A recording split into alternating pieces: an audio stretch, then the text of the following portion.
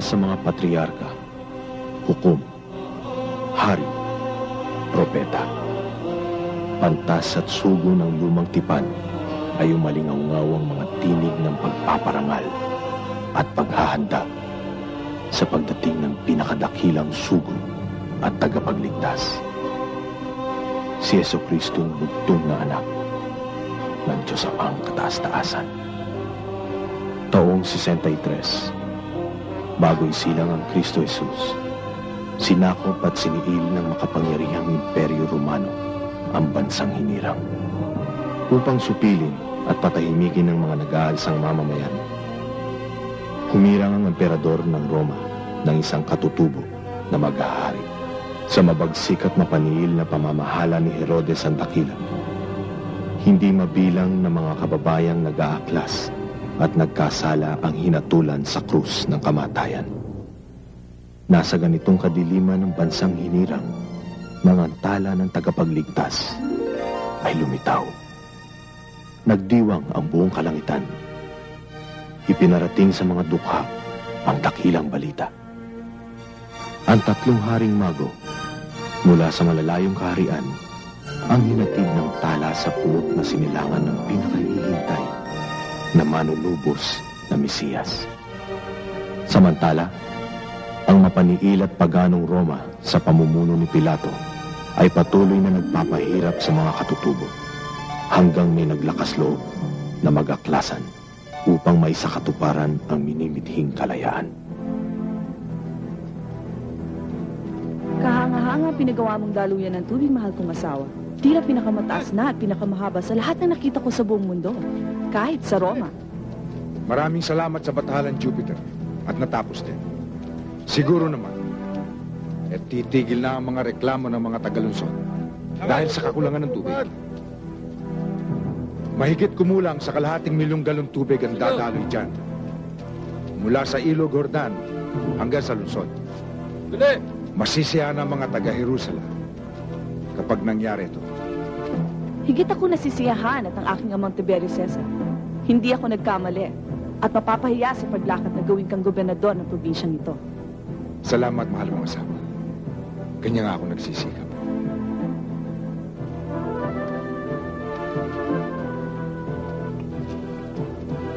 Pero alam mong hindi dapat makarating sa ama kong emperador ang pagkakagamit mo sa salapi ng kabang lungsod para sa proyektong ito. Alam mong hindi mo dapat ginawa yan. Tsak na makakarating ito sa iyong mga kalaban at gagamitin nila ito. Isa pa yan sa nagpapasakit na aking ulo. Ngayon hindi na ako nagtataka. Bakit? Hindi nagtagal ang pinalatang kong tetrarka. Talagang napakahirap ng pamamahala ng probinsyang ito.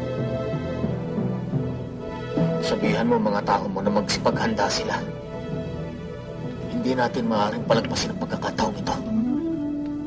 Kailangan ubusin natin sila ngayon. Kanya nga ako nagpatayo ng templo ng ating mga bathala ay para tulungan nila ako at gabayan. Siguro naman, hindi na ito papansin ng mga panatiko at reliyosong katutubo. Dahil sa nasa labas na ito ng bayan. Magsisi kayo at baguhin ang mga masasamang pamumuhay. Kalimutan na natin ang mga ligaw na landas at hanapin natin ang tuwid. Hindi tinatanggap ng Panginoon at paghahandog ng dugo ng kurterong alay. Pagkatapos pa, ulit-ulit tayong gumagawa ng mga kasalanan. Ang hinahanap ng Panginoon sa kanyang mga anak ay ang pusong nagtitika. Sabihan silang lahat. Hintayin niyo ang aking udyat at sabay-sabay tayong kasalangin. Oo! Tayo mula sa lahi ni Abraham. Pero alam natin lahat ang batas. Hindi natin maaaring ipagsigawan na anak ako ni Abraham, kaya libre na ako sa mga kasalanan. Sinasabi ko sa inyo, ang Diyos ay makakalikha ng tunay na anak ni Abraham dito sa mga batong ito. Ngayon pa, nakaamba na ang palakol sa ugat ng punong kahoy na hindi mabuti ang bunga ay puputulin at ihahagis sa apoy. Sino ang madaldal na lalaking yun? Juan Bautista. Isa na naman bago mangangaral at tagsa sa propeta. Tigil! Tingnan mo kung gaano kalakas umatak ng tao ang ilak niya. Anong ginagawa niya? At bakit siya pinagkakaguluhan ng mga tao? Nagbibinyag daw bilang paganda sa isang Mesiyas at tagapagligtas sa malapit ng dumating at maghari sa bansa. Bakit hindi ka nababahala? Hindi ka ba nag-aalala na maaari kang maagawan ng kapangyarihan? Totoo ba ang Mesiyas na yan?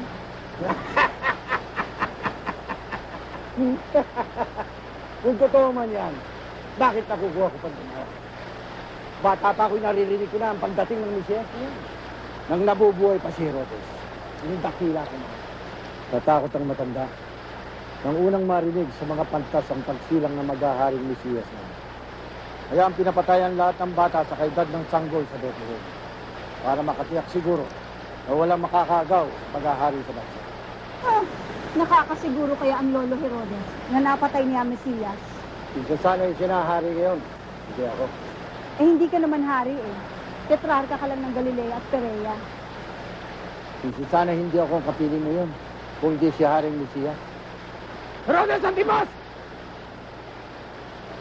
Pagsisihan mo ang ginagawa mong pagsisiping sa asawa ng sarili mong kapatid na si Felipe! Herodes! Kilabuta ka sa pakikipag-apit mo sa iyong tiyo at bayaw! Pati ang anak mo si Salome! Itinira mo sa bahay ni Herodes! Nasaan ang kahiyan ninyo? Lumayo na kayo sa kasalanan! Malapit nang dumating ang paghusga ng langit! Herodes, ibalik mo na ang kalaguyod mo sa iyong kapatid. Lakad!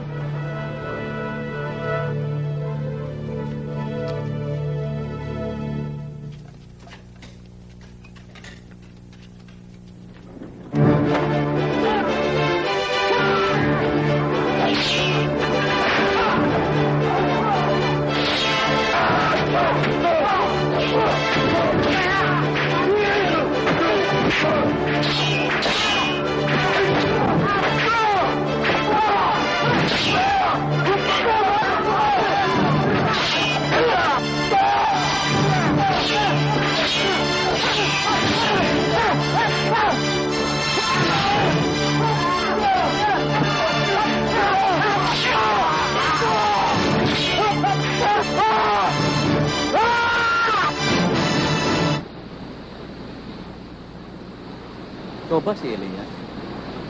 Hindi po. Ikaw ba ang hinihintay namin Mesiyas? Hindi po. Ngayon, sino ka? Ako ang tinig na sumisigaw sa ilang upang tuwirin ang daraanan ng Panginoon. Mga pariseo kami. Kaya karapatan naming malaman kung bakit ka nagbibinyag. Hindi naman pala ikaw ang Mesiyas, ni si Elias, o ni ang propeta. Ako ay nagbibinyag sa tubig. Pero merong namamagitan sa atin lahat, hindi ninyo kilala.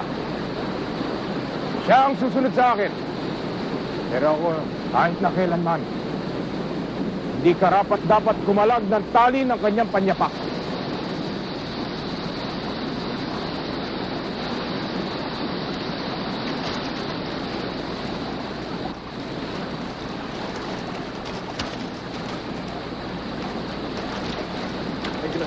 Migra.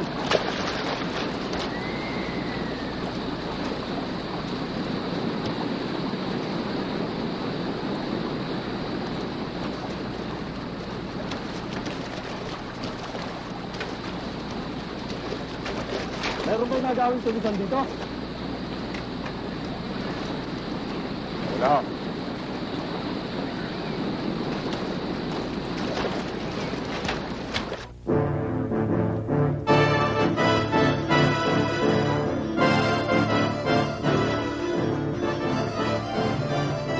Paano mo napalampas ang pinagsasabi ng matabil na Juan Bautista na yan? Nilait niya ang ating pagkatao. Hinubad niya ang aking dangal. Ano ang dapat kong gawin? Ipahuli mo siya! Ipalatigo mo! Ipakulong mo! Kahit na ano, basta makaganti lang tayo.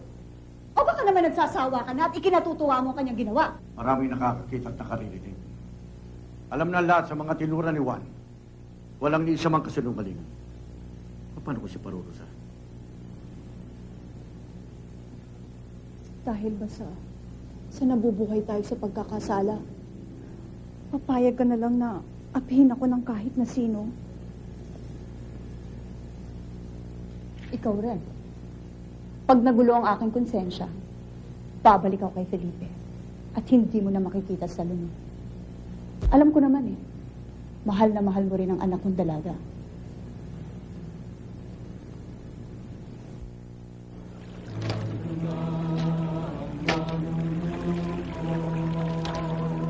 Dumating na ang kordero ng Diyos na nag-aalis ng mga kasalanan ng sanlibutan.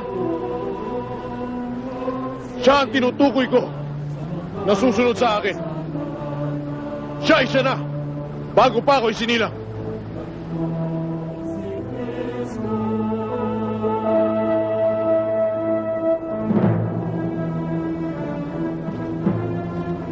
Binyagan mo ko, pinsan.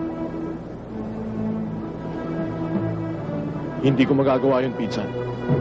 Ikaw ang dapat magbinyag sa akin. Dapat tayong sumunod. Tayo ay magbibigay ng halimbawa. Ito ang dapat nating gawin upang matupad ang kalooban ng Diyos.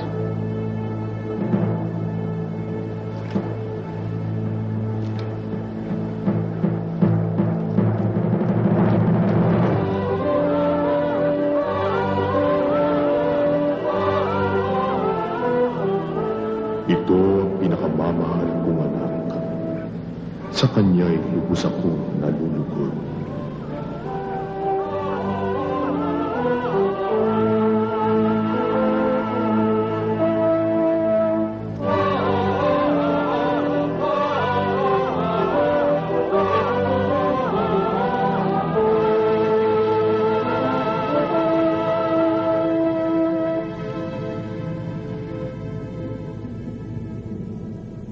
Lumisan si Jesus, napuspos ng Espiritu Santo, na siya ring nagdala sa kanya sa ilang.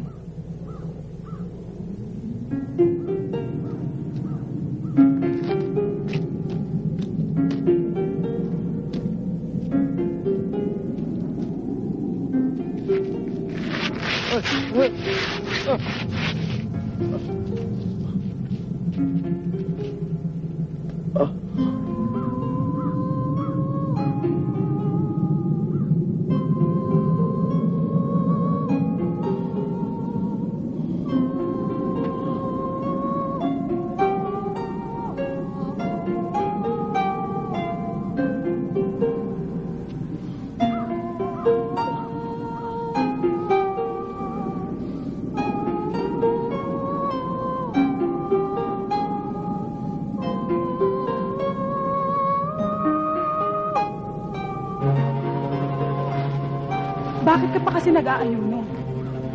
Hindi mo naman kailangan magpakagutom dahil wala naman nakakakita sa ginagawa mo. Kaya mo din naman isalba ang buhay ng tao kahit hindi ka magpakagutom. Narito ang pagkain. Sige na, kumain ka na. Ikaw rin.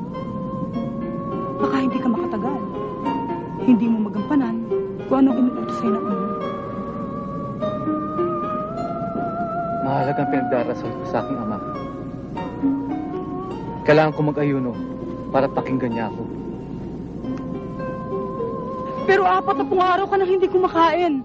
Nag-aalala ako sa'yo.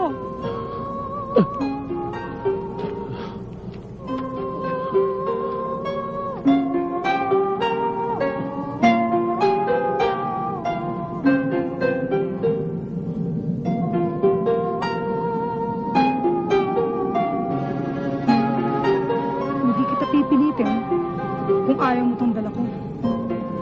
Baka may iba pang gustong kainin. Di ba? Anak ka ng Diyos. Kaya mo gumawa ng pagkain kung gugustuhin mo.